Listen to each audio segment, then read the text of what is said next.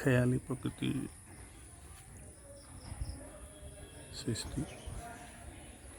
পাতাবাহাৰ ফুল, এইডালত বহল পাতৰ লগতে সৰু সৰু পাতো একেটা ডালৰ পৰাই সৃষ্টি হৈছে।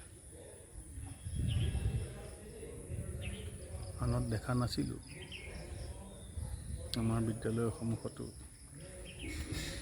এই গছত এনেকৈ সৃষ্টি হোৱা দেখিছোঁ।